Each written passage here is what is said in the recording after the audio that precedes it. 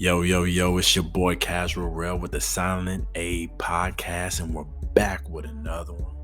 Alright, now, this is a quick one, straight to the point, direct. We ain't gonna beat around the bush, we're gonna get straight to it for you.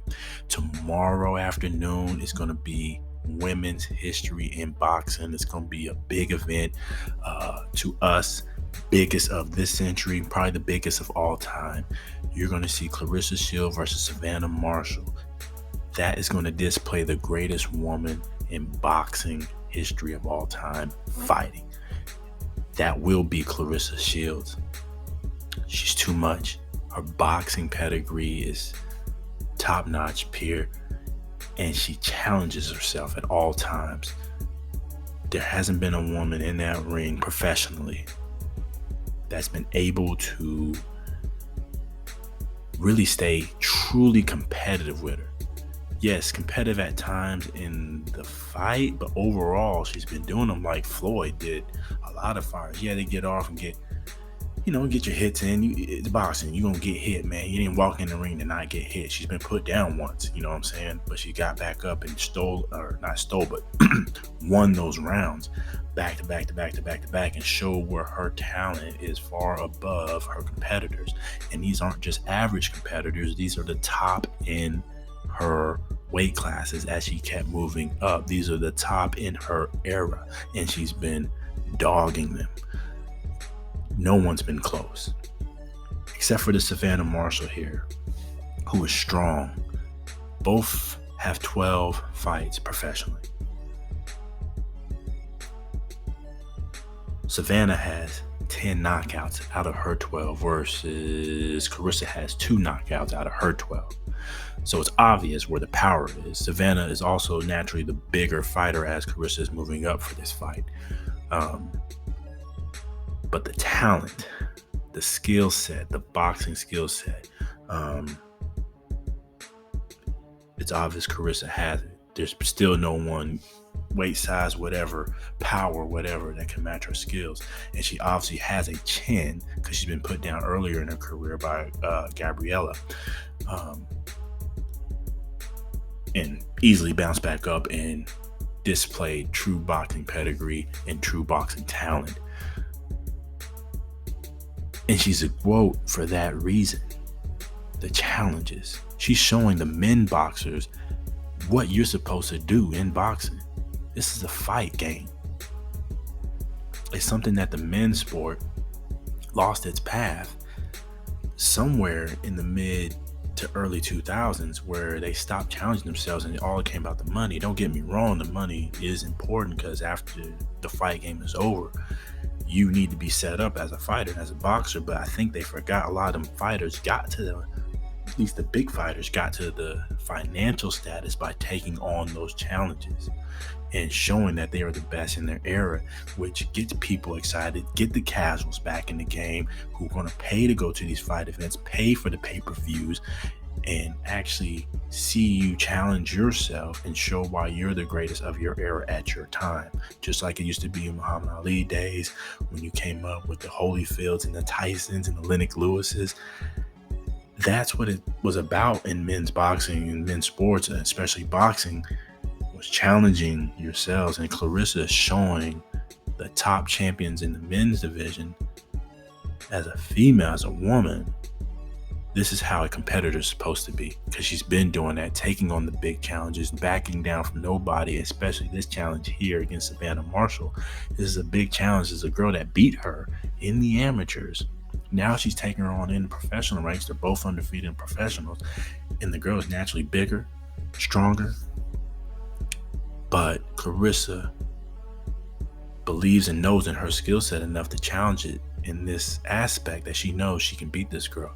And here at the Silent A podcast, we believe in that same skill set as well, because the skills pay the bills, especially in women's boxing. The skills pay the bills. You can do all that pop shot and hitting all you want to.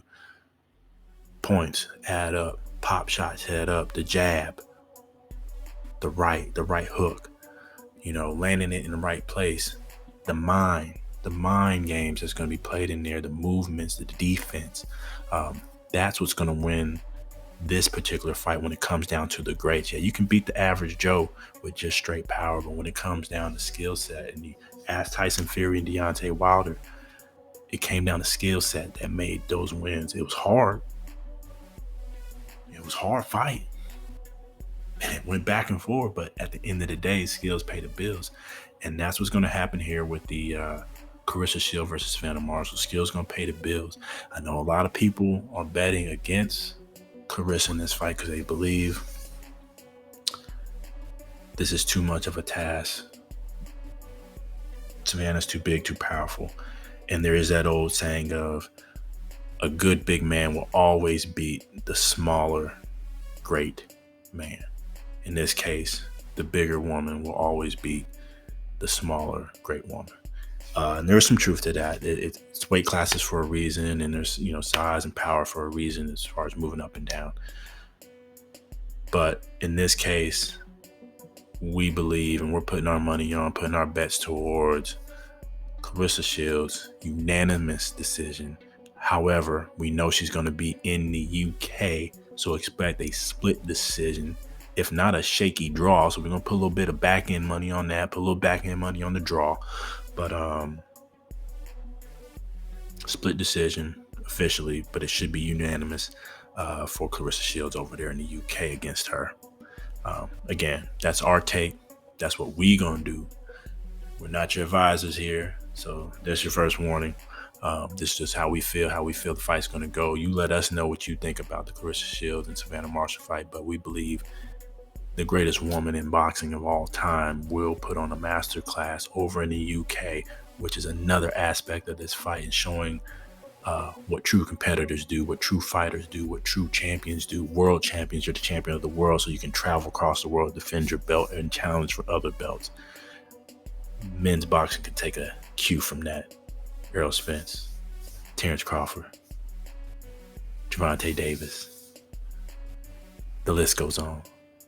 All my champions. Love you guys. Love you. Love all my champions. But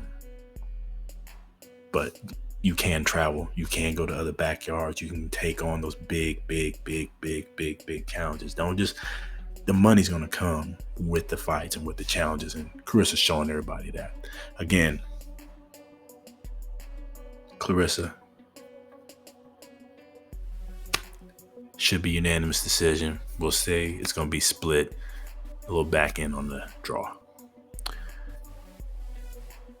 In the second fight of the night, and again, we're going to wrap it up. We ain't going to take you long. Alycia Baumgardner versus Mikaela Mayer. This might be the actual fight of the night because of the bad blood between both of them. Both are from the U.S., just traveling over to UK for this fight, for this undercard, for this great event. But there's been some big talk, some big cash money talk between both of these girls, and they are going back and forth. They going to pushing and shoving at the weigh-ins, at the press conferences. They try to kick each other, try to swing once or twice. Like, this is going to be a real fight. This might be the fight of the night. Could mess around and be fight of the year, especially for women's boxing. Could be mess around and be fight of the year, depending on how Claressa Shields and Savannah Marshall go down. But we're really interested in this one. We love Alycia. We love Alycia Baumgardner. She traveled over to UK before and took that belt when she was the underdog 2 fights ago. She was the underdog in that fight.